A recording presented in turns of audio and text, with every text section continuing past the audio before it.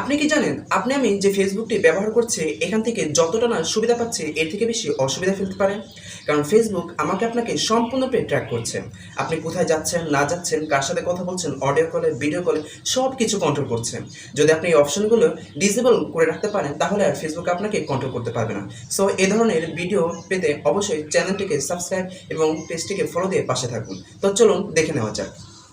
এই কাজটি করার জন্য ফার্স্ট অফ আপনাকে ফেসবুক অফিসিয়াল অ্যাপে চলে যেতে হবে। তো আমরা ফেসবুক অফিসিয়াল অ্যাপে চলে আসলাম। এখান থেকে আপনাকে থ্রি ডট মেনুতে চলে যেতে হবে। এখান থেকে দেখতে পাচ্ছেন উপরের দিকে একটি সেটিং অপশনে চলে যেতে হবে। সেটিং অপশনে আসার পরে একেবারে নিচের দিকে স্ক্রল করে দেখতে পাবেন অফ ফেসবুক অ্যাক্টিভিটি।